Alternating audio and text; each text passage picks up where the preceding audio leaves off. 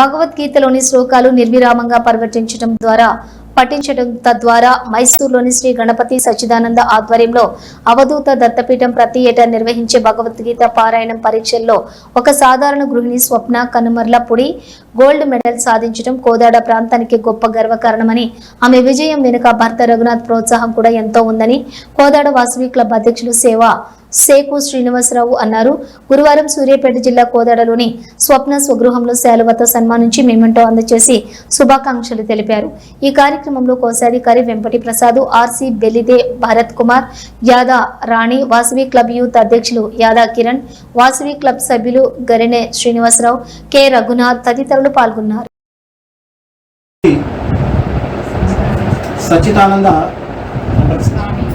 గణపతి సచ్చిదానంద స్వామి వారి చేతుల మీదుగా భగవద్గీతలోని 700 శ్లోకాలు 18 అధ్యాయాలను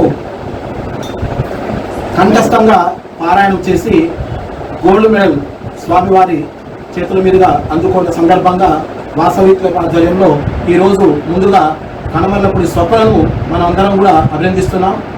ఎందుకంటే ఇవాళ భగవద్గీత అనేది మన హిందువులకి ఇష్టమైనటువంటి పుస్తకం. ఇది భగవద్గీత ప్రతి ఇంట్లో కూడా భగవద్గీత ఉండాలి. ఆ భగవద్గీతని నాకు తెలిసి సుమారుగా రోజుకి ఎంత కఠోర శ్రమ చేస్తే ఇవాళ ఆ స్థాయికి వచ్చిందో.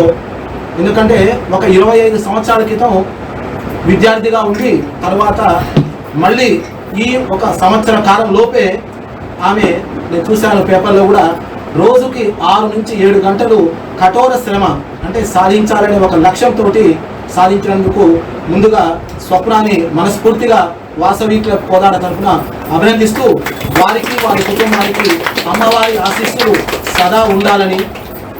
మనకు ఒక నానుడు ఉంది, ప్రతి మగవాడి విజయం వెనుక ఒక స్త్రీ ఉంటుందనేది.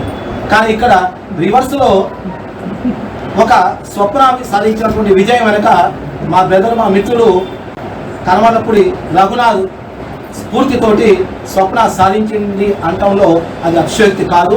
ఎందుకంటే స్వప్న సాధించింది, కానీ దాని వెనుక రఘు యొక్క కఠోరమైనటువంటి ఒక ఆశయము, ఒక ధ్యేయం కూడా ఉంది. కాబట్టి ముందుగా ఇది రఘునాథ్ స్వప్న దంపతులను కూడా మరొకసారి అభినందిస్తూ ఈ కార్యక్రమంలో పాల్గొన్నటువంటి కోశాధికారి వెంపటి ప్రసాద్, అదేవిధంగా ఐపీసీ పబ్బా గీతాదేవి, అదేవిధంగా ఆర్సి బెల్లిదే భరత్ కుమార్, మరొక ఐపీసీ వంగవేట్ లోకేష్, అదేవిధంగా